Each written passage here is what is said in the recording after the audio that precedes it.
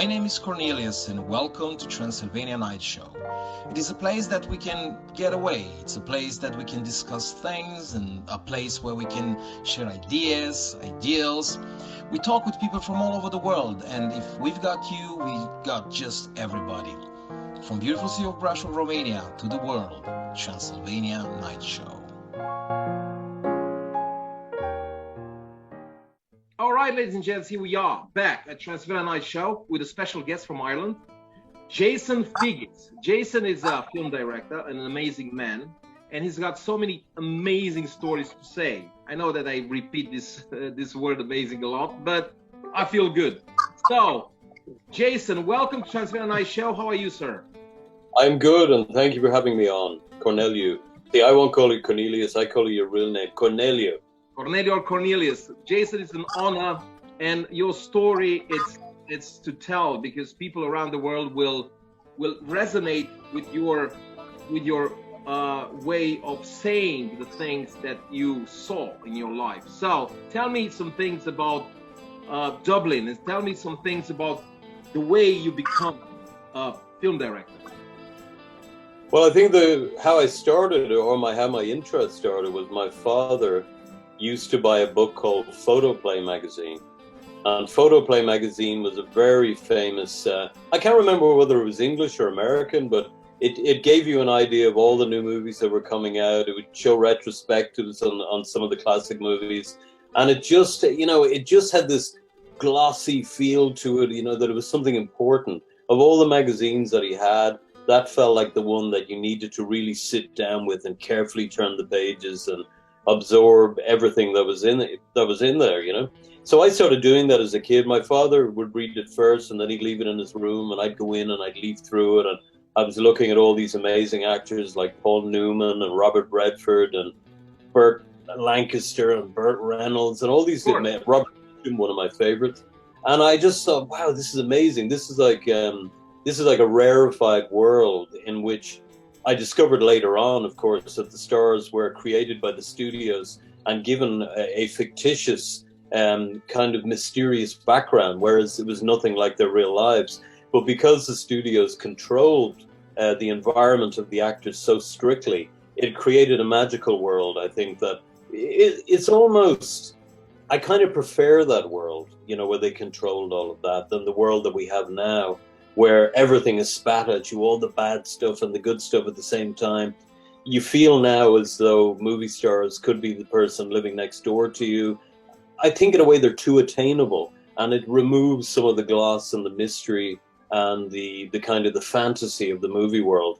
But because of those magazines, I immediately, started to click and just this kind of this sense of I want to be part of that mystery, growing up in Dublin on the edge of, it was a relatively small little suburban area, and it was right on the edge of the Dublin mountains. So you had suburbia, and then you had a field, and then you had, nature, and you had mountains, and you just had this incredible environment. So I had a mixture of going to the movies, usually with my father, seeing some great movies throughout the years. I saw the original Star Wars in the cinema in 1977 when it came, which was incredible, for a boy back then, when that quality of cinema before that had not existed. When you see that, those incredible spaceships and everything, and you went, oh my God, is that real? Is that really happening? Because the model work was so fantastically created that it again kept you in that utter state of belief in what you were seeing on the screen. So I'd go from that to, when I get home at night, to hanging out with my brother Peter, who was really into nature, and I was really into nature. So we'd go from this modern world of the movies to crossing the road and going into these fields and wandering around at night and doing night hikes with our torches and going up as far as we could. There was a place called Montpellier Hill, or Montpelier, depending on your pronunciation. And at the top it was the Hellfire Club.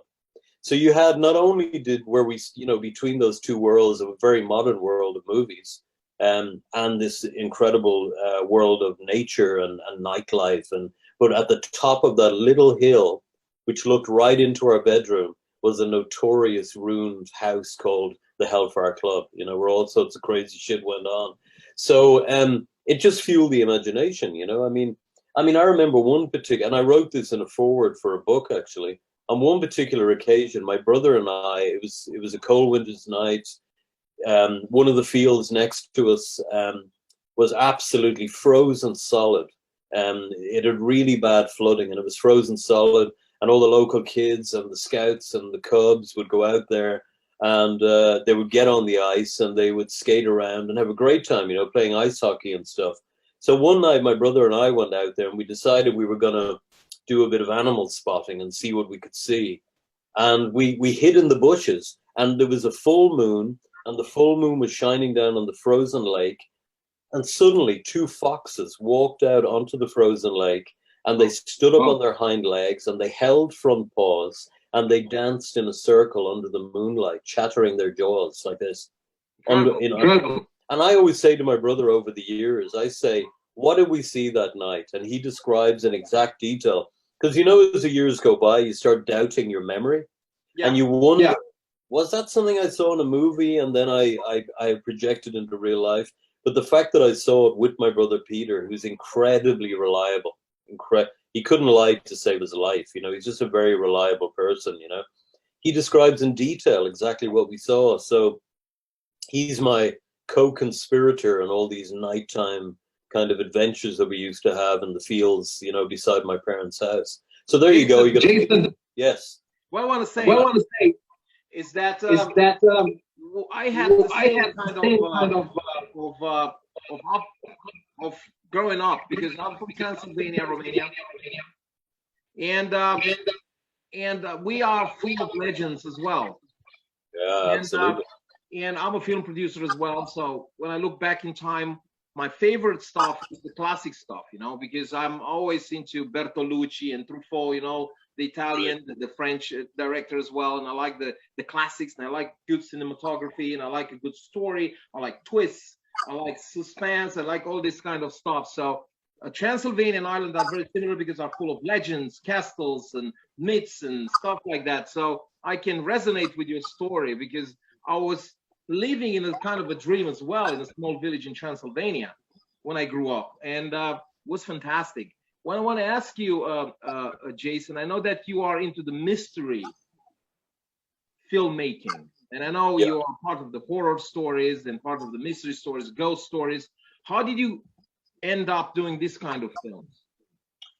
Well, I think again, the BBC, actually, I'm going to go back to one thing before I go on to that, and that is you're talking about Transylvania. And of course, when you think of Bram Stoker, you think of this guy who had never been to Eastern Europe, but had this implicit interest and desire in Transylvania in particular, and the princes of, is it Wallachia or Wallachia? How do you pronounce it? Wallachia, yes. Wallachia. And when he wanted to set his film, his amazing novel in a part of the world, he picked Transylvania. He picked one of the beautiful parts of Eastern Europe. So I can understand you growing up in a place like that and being inspired by your environment. You know, it makes total sense to me. I mean, you grew up and you're living in a place that has inspired me, even though I've never been there, in the same way that Bram Stoker was inspired, even though he'd never been there, you know? Yes. So I can understand. It's almost like the center of the Gothic universe, Transylvania, you know? So at least in the ignorant Western mind, you know, further west than Romania. So anyway, you know, every Saturday during the summer, right, in the 70s and early 80s, the BBC used to show a series of double bills, and it was basically, you know, horror movies on a Saturday night, the BBC. And that was one of the greatest things for my brothers and I to look forward to. What they always did, they'd show a universal horror movie first, a black and white, 1930s, 1940s, maybe The Wolfman, maybe the Bela Lugosi Dracula, or maybe the Boris Karloff Frankenstein. But then they'd show a Hammer film, or a Tyburn film, or an Amicus film. So you always knew you'd go from incredible atmosphere in the Universal horrors over to, you know, high camp, you know, rich colors of the Hammer films. And both of them, even though they were different, they both contained incredible atmosphere and inspired you to want to be a part of that world. If you were in any way interested in, mystery and Gothic fantasy and any of that. So having grown up with that, and also the fact that my father had his bookshelves were lined with like the Fontana books of ghost stories and the Pan horror, series and stuff. So I'd pull down the covers and I'd see a very scary ghost or a witch or something, or a vampire, and I'd be like, this is amazing. I'd go to bed at night and I'd have the big torch with the huge front on it, like a dish plate with a light shining out of it, and I'd be under the blankets because we didn't have quilts back then, so it was heavy blankets, and I'd make a little tent there and I'd be reading all these books. And then on the Saturday night, I'll be watching all these movies. So I think when you get into making movies, if you've started off that way and you've been inspired that way, I think it seems to be a very natural progression to want to make your own horror movies. So that's really how it began for me. Well, I was living exactly the same, because my parents were professors and they had a lot of books.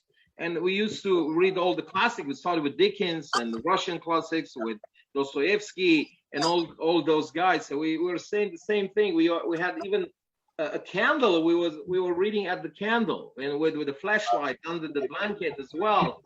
And it was incredible, because we were saying was a kind of a magical land as well, because we were staying with the old people. I used to go to read the Bible in front of my grandmother and her friends, because they couldn't see, they were old.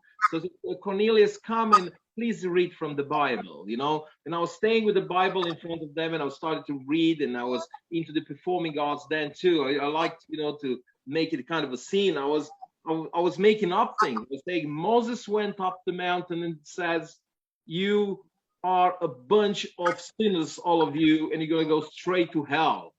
So they're like, "Oh, what was that?" And I was like, and especially my grandmother was saying, "What are you reading?" I said, "Oh, sorry." And I was like reading the good part as well. So it was a kind of a magical thing, Jason, and I understand it very well.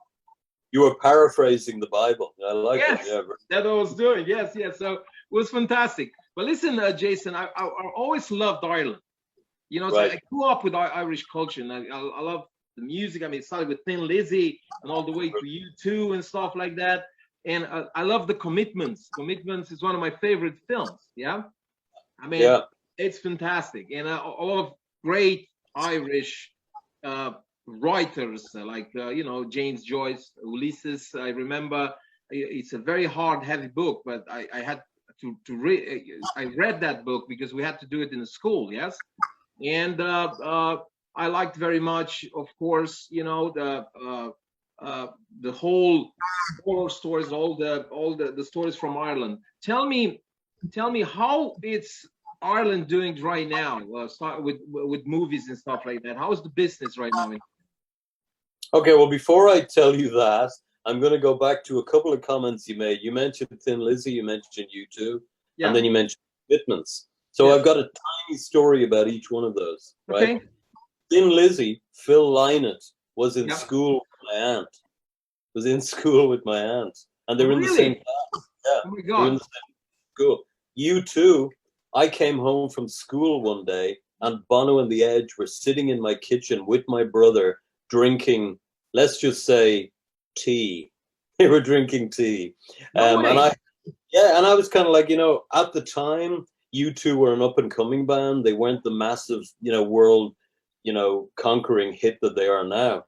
Yeah. So they were just kind of a Dublin band, So we were used to seeing them. It'd be just like, come in, hey Bono, hey Edge, and then I go and do my homework, And cool. And afterwards they became so huge, But they were just friends of my brothers hanging around the kitchen. Yeah. So here's a funny story about the Commitments, right? Do you remember the scene with the kid on the horse in the lift? Yeah. Of course. Yes. Here's a funny story. The kid on the horse in the lift is a friend of mine called John Cronin, right? Really? Now, he had the horse, and when Alan Parker was saying, the director, Alan Parker, Alan Parker, the director, was saying to them, it'd be great to have horses in this scene, because I know in North Dublin there's a big horse culture and all that. And John Cronin said to Alan Parker, hey, do you know that we bring the horses up in the lift to the flats? And Alan Parker went, you're kidding. And he said, no, that's what we do. And he goes, we got to have that scene in the movie. And of course, it was completely untrue. But John just wanted to be on a horse, a lift, going up in an elevator. And Alan Parker fell for it. So I thought that was very funny. That's very cool. I like these stories. You know, what about you, your brother? He still keeps in contact with Bono or not really? Let's just say they had a falling out. It happens, yes. Had a falling out over the years, yeah. I'm not sure how many years it took, but they did have a falling out, and they no longer speak. But my brother is best friends with the Edge's brother. Oh, really? Yeah. Okay. They've remained very, very close friends over the years, yeah, and collaborators, yeah. My brother was one of the founding members of the Virgin Prunes with Gavin Friday, yeah. Okay. So he was very big on the scene back in the 70s and the 80s. And then he became a composer, and he's written some really beautiful music, and he's a curator as well of music. So he's kind of working hard in that area. Yeah. Oh, so tell me, Jason, right now, tell me about your projects right now, because I know you work a lot and you have a lot of things going on. Tell me, what are you doing right now? Yeah, I like to be prolific, and not for the reason of, you know, just getting as much work out there as possible. I love being busy. I love knowing that I'm making progress, that, you know, I've got films that some of them are on the most hated films of the year, but they're also on other people's most loved films of the year. So a lot of the work I've done has really a kind of polarized an audience. But I met Martin Scorsese once, and he said to me, try not to, you know, either have people hate your movies or love them. Try not to have them go, you know. He said, do one or the other. He said, preferably both. Have people love them, have people hate them. You know, he said, that's the way to be a filmmaker, because he said there's an honesty in that. He said, if you're polarizing an audience, it means that you're true to your vision. It means that you're sticking to your vision. And those that get it are the ones that love your movies. And those that don't get it, or it's not on their wavelength, are the ones that aren't going to like your movies. So I accepted that early on. And if I read a bad review, I just go, whatever. I didn't make it for them. And then I read a good review and I go, yeah, I made it for them. I made it. Makes sense. Which I think is a philosophy that you need to adapt and adopt if you're going to be a filmmaker. Because if you've got a very thin skin, it's not the business for you, because you're never going to please everybody. You're right. Steven Spielberg was asked in an interview, who do you make movies for? And he said, I make them for me. I'm the audience. And if I don't like the movie, why should anyone else like it? That's a good philosophy. No, and it's magnanimous, and it makes sense. I've made movies that I'll never watch again. So why should I expect an audience to watch them if I never want to watch them? You know, so that's the way it is. But what I also believe is that when you make movies, you learn constantly how to improve on the good stuff and to avoid the bad stuff. So you're all the stuff you did wrong, you're throwing it out, and then all the stuff you did right, you're building on that and improving your craft, because it is a craft. I mean, there's skills involved in making a film, but it is a craft. It's a piece of art, really, no matter what you film. Yeah, I mean, whether it's a kitchen sink drama or whether it's a Marvel movie, it's an art, it's a craft, you know. So I've just found, with the kind of stories that I like to tell, I like to make them as simple as possible, so that when the audience are watching them, that they don't have to think, oh, what was that character and why were they there and what information are they imparting? Because in real life, things, your day to day isn't really that complicated. You wake up in the morning, maybe you go to your job, you know what it's going to be like traveling there, you know what it's going to be like traveling back, you probably know what you're going to have for dinner, you know, all of that's kind of laid out for you. And it's only if the bus crashes or you get, somebody says something that you don't like, or something doesn't work out that day, is there a massive difference in your day. So I think it's always good to stick to a simple plot, but make it entertaining, make it powerful, make it something that's really going to kind of grab your attention. Like Mike Figgis, the director of Leaving Las Vegas, he's my cousin. And he also said to me once, and I thought it was so funny, he said, in order to make a movie that works, you got to grab them in the opening.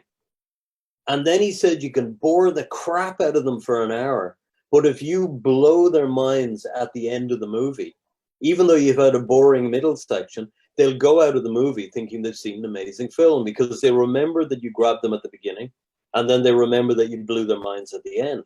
So I'm trying my best not to bore in the middle sections as well, but to try and grab them at the beginning, and then, but again, it's an evolving process. Again, when I've made a film, and and it gets distributed, like the latest film, Winifred Meeks, and it's been taken on by Bayview in the US. It's just been released in Germany now on Amazon Prime, and it's coming out in the UK on DVD and video on demand, with high flyers out of Pinewood Studios. But to me, it's like, great, that's that movie. We're going to promote the hell out of it. But in terms of my emotional attachment to the film, that's gone, because now I am deeply involved in something else. And I think you have to do that. You have to give your full attention to the latest thing you're working on. So I don't know whether that even partly answers your question, but I'm trying. I'm doing my best. Cheers. Well, Jason, I know I see your work, and it's very, very good, and I really like it, and I like the mystery, and I like you're a bit dark into all the approach, and I like that. You like the dark side, and it is very good, and I love it. But listen, Jason, if you have some advices that you want to give to the young directors and the people that start in the business, what advice will be that? My advice would be only really get into it if you really want to and need to tell stories. Because if it's something that you're doing just because, I think I'll be a movie maker, it's too hard to just do it if you're not really passionate about it. So go into it if you really feel, I have stories to tell and I have to tell them. And if that's the case, I would just say, just do it. Don't feel as though you have to train. I mean, yeah, fine. If you want to go to college and study how to make films, great, do that if you have the time to do that. But if you just want to get out there making movies, the best education is watching films, but not just watching them, really observing them, looking at every aspect of a film, going, how did that film open? Why are we looking at that character while he's listening to the person that we don't see? And why have we now cut to that person and watching them speak or listen to what the other character is saying? Because the art of editing, of course, as you know, is incredibly important. It is, there's three elements of a film. There's the script, there's the movie you shoot, and then there's the movie you edit. And it's only the edited version that the audience experience. They haven't experienced the process. An editor can lift the film or can destroy the film. Utterly. There was a great editor called Jim Clark, and I read his book recently, and they called him the dream repairman, because you'd have an editor that wasn't very good, and they'd work on a big movie, and they'd get test screenings, and the studio would go, this movie's terrible. And Jim Clark would come in and re-edit it, and suddenly would win Best Movie of the Year at the Oscars, Yes. So there's a brilliant story, actually, about the power of the edit. And it was when Thelma Schoonmaker, I can never remember how to pronounce her name, Scorsese's editor, when she was working on Raging Bull, she was working away in a scene, and Robert De Niro walked in. Yeah. And De Niro sat with her, and he watched the scene that she had been editing, and he goes, hey, amazing. I see you used take 14. And he thought he was being a smartass. And she turned to him and she said, Robert, I used take 7, 12, 14, 27, 32, 38, 41, 11, 7, 5, 3, 2. And he just kind of went, oh, shit. And she said, if you win the Oscar for Best Actor, you better fucking share it with me. That's cool. He never bothered her again. He never went in again. It was like, I think I'll leave her to it. But she made it clear that the editor is partly responsible for the power of an actor's performance, because if they've given you all the ingredients you need to edit and make a really good movie, that's brilliant. But it's only in the final analysis of that edited film do we realize, I can see what they did there to make that work. Because as you know, it can be just as powerful watching somebody listen to what another actor is saying without seeing the actor speaking, because you then become the audience. You're looking at the person listening, so you listen more. You become that person. And I think stuff like that's very exciting, you know. I mean, in a way, it seems like common sense, but let's face it, common sense isn't that easy to come by, you know. You're right. Right. Life experience gives you common sense. You're not just born with it, you know. You're right. And Jason, I think another advice for the young directors will be learn your craft. Yes? Mm-hmm. Mm-hmm. Learn your craft as well.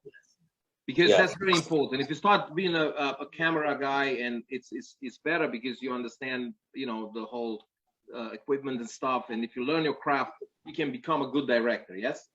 Yes, stills photography, for example. People who start off as a stills photographer tend to make very good directors. I mean, look at Stanley Kubrick. You know, as a teenager, he was working for Life magazine. I mean, I can't remember whether it was Eisenhower maybe died, and he took a picture of the guy on the newsstand like this, looking really glum. I don't know whether it was Eisenhower, but it was somebody, some famous American, you know, had passed away. And he took that photograph and it got on the cover of Life magazine. And he went, wow, you know, he's pretty good at this. So the natural progression for him was to go from being a stills photographer to a filmmaker, because let's face it, what it is 24 photographs per second. And that was the frame rate of film. And now, of course, with digital, we're usually talking 25. So, you know, it makes sense that if you start off early with a camera and you take photographs, you learn how to frame, you learn how to tell a story with the still image. So the natural progression then is to either shoot and direct your own films, or to get a director of photography who's completely simpatico with your way of telling a story. Yeah. Because you know that because of, you know, Stanley Kubrick again. I love Kubrick. I mean, I think if you're serious about movies, you have to love Kubrick, because he was one of the film. Even Steven Spielberg looked at Kubrick like kind of a god in filmmaking. Oh yeah, they were very close. They were very close friends, and planned to collaborate on AI, etc. You know, which Spielberg, you know, followed through on after Stanley sadly died. And but Stanley Kubrick, you know, classic example being because he'd started off as a photographer, on his first big-ish film, which was the about the robbery at the racetrack. Was it The Killers? I can't remember. That movie, it was the first movie that he got proper funding from Hollywood and that he had Hollywood actors in. And he, the cinematographer working for him, had won an Oscar, and he set up a particular scene, and the cinematographer totally ignored his way of shooting the scene and set it up his own way. And young Stanley Kubrick went to the cinematographer, "What are you doing?" And he said, "Oh, I found a better way of doing the scene." And he said, "Either you set it up the way I showed you to shoot the scene, or you're out of here now, you're fired." And the cinematographer, even though he was, you know, senior to Kubrick in terms of experience and had won an Oscar, etc., he knew by the look on Kubrick's face that he was right, and he never did it again. Everything that Kubrick wanted, he did it, and you know, the rest is history. You know. Wow, that's a cool story, Jason. But tell me, Jason, for the young directors and for the young guys that start in this business, connections, because everybody says important is not what you know, it's who you know. How important are the connections in this business to make it? Well, again, I think it starts early. You know, that if you are studying film in college, then you're naturally going to gravitate towards people who have a similar interest. Okay. And if you're gravitating towards the ones who not only have a similar interest but happen to be talented, then you should start making movies with them, even if it's little short films, 2 or 3 minute short films. You know, start working up to doing a simple feature film in one location. You know, you're always going to get actors, pools of actors that circulate around filmmakers anyway, because, you know, even if they're only starting out, they want to get into quality productions, they get their show reel, and it helps their career. And let's face it, Robert De Niro wasn't born an Oscar winner. He was born to a New York family. His father was a painter. I can't remember what his mother did. Irish, Italian, American, and he wanted to be an actor, and he fell in with these guys. He fell in with this, student called Martin Scorsese, and he hung out with Harvey Keitel. So they all knew, Brian De Palma and Coppola and all these people. They were contemporaries, but they were just students who wanted to make it for themselves. But what were they doing? They were pulling together any resource they could, a few dollars here and there, and they were doing stuff. So the most important thing for any young filmmaker is to do. And nowadays, there's no excuse, because you can buy a camera for 500 quid and you can it's broadcast quality. There's no excuse. You can buy, one of these, a Zoom, H4n Zoom, which is broadcast quality sound. And, and you buy a couple of them for 200 quid and stick them on your tripods and you've got broadcast sound. So if you understand the basics of storytelling and how to put a story together, and as I said before, keeping it simple, then there's no reason why you can't make good films that are going to get into festivals, and they're going to get an audience, and they're going to get appreciation, and people are going to start going, they're interesting filmmakers, let's start giving them bigger and better opportunities to make films. So I believe that unless you're just born with a silver spoon in your mouth and daddy knows Steven Spielberg, who's going to allow you go on one of the shoots with him and then allow you direct a movie, then start, the way everybody else did, and just start making and doing. I think that's the most important thing. Any advice, get out there and make films and keep learning. All the mistakes you make, keep learning. One thing I would always say, and I say to a lot of filmmakers when I see their early films, it's not so much the visuals, but the sound tends to be very bad. They don't record wild tracks. And if you're in it, the first thing you should do, if you go into a room where you're going to shoot a scene, get your sound guy to record a wild track of the room. Get everyone to shut up and record 2 or 3 minutes of just the room tone. So that means later on, when you're cutting between, dialogue, that you're not going from, you've got smooth talking and you lay in that room tone underneath it and it blends perfectly. So I'd say the first bit of advice, for Christ's sake, record tone in every space that you're going to film in. That's very cool, Jason. And this show, Transylvania Night Show, is for people to learn as well, people to get inspired. And your story is fantastic, and all your advices are incredible. But listen, Jason, I worked with every Wednesday night at 8 p.m. Yeah. So listen, Jason, I worked with Dacre Stalker, documentary about Dracula, and I hope one day we're going to work together. You have to come to Transylvania to make a film with me about Transylvanian myths, because you're an expert already. I would love ghost stories in Ireland, yes? Well, Mirona Mara said that she'll be my guide in Transylvania. She'll bring me over and show me. Yeah, but I'm going to show you as well. I mean, Transylvania is the place. That was the tour guide there. So I know, but I just thought it'd be nice if she flew over with me, and we arrive at the airport and all the introductions are made and we all have a great time exploring Transylvania and making some incredible film. I'd love that. That's the spirit, Jason. That's the spirit.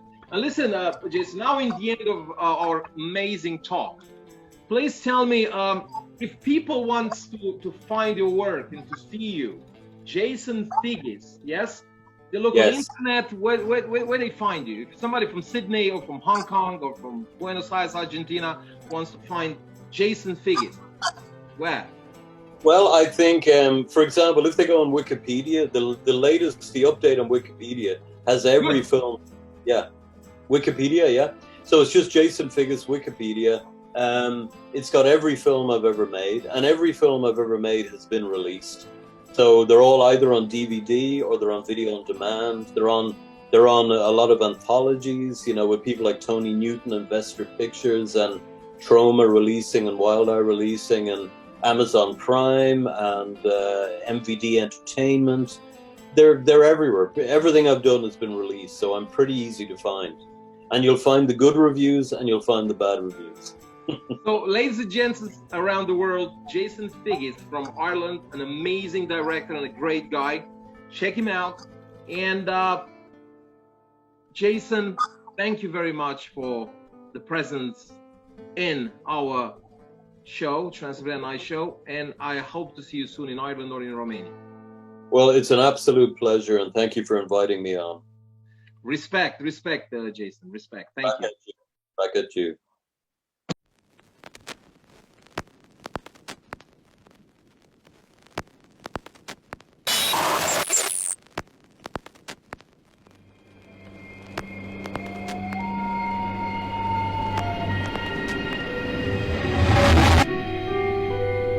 Tell Mom I haven't even been slightly tipsy yet.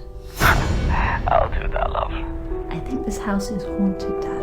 Oh, here we go. Seriously, Dad. There have been some odd happenings. Such as? Voices, sensations. Do you remember the time when you were 16? Here we go. No. Listen. Okay, Dad. Do you remember? You were 16 and you held a vigil. An all-night vigil at the cemetery. Because you were guaranteed a visitation from the Red Lady of Midsummer's Eve. I was a child. True. But... No buts. But... there is a pattern when it comes to things that go bump in the night with you, Squirrel. Alright, Dad. So maybe there's an element of wishful thinking. But this is different.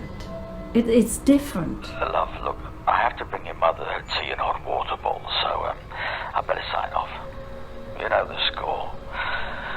The last servant, etc., etc., etc. Okay, Dad. And keep me in the loop. Of course, I know, Dad. Love to you and Mom. Night, Squirrel. Please leave me alone!